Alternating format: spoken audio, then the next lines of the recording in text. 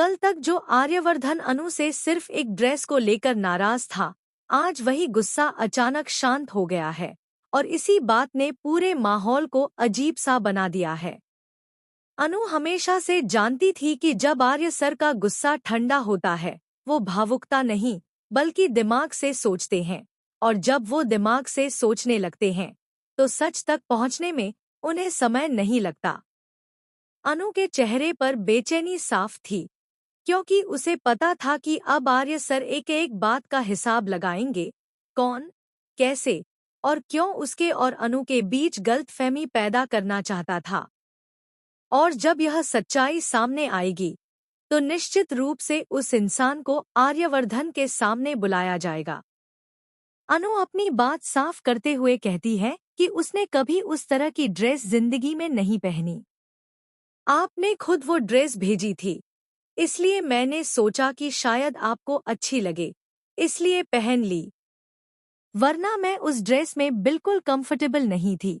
अनु का स्वर कांप रहा था, पर सच उसकी आंखों में चमक रहा था। लेकिन तभी आर्य एकदम रुककर कहता है, मैंने तुम्हें वो ड्रेस भेजी ही नहीं। इसी एक लाइन ने अनु के पैरों तले जमीन खिसका दी। दिल की धड़कनें जैसे रुक सी गई।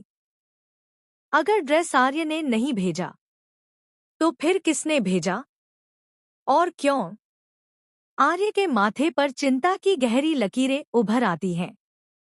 उसके मन में पहली बार शक पैदा होता है कि कोई है जो जानबूझकर अनु और उसके बीच गलतफहमी डाल रहा है, कोई जो चाहता है कि दोनों के बीच दरारें बने।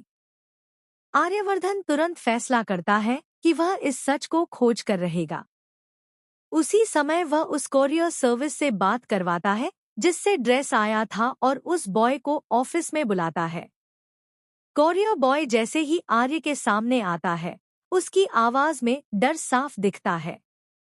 आर्यवर्धन तीखे स्वर में कहता है, सच सच बताओ, यह ड्रेस किसने बदलवाया?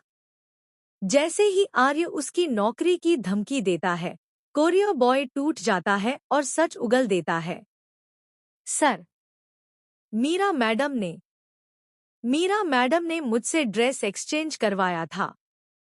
यह सुनते ही आर्य का गुस्सा भीतर से भड़क उठता है।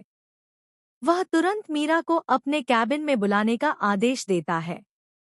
उधर मीरा, जिसे पहले से ही अंदाजा था कि उसका सच अब छुप नहीं पाएगा, डर से कांपते हुए आर्य के कैबिन तक पहुंचती है। जैसे ही वह अंदर कदम रखती है, उसकी नज़र कोरियर बॉय पर पड़ती है और उस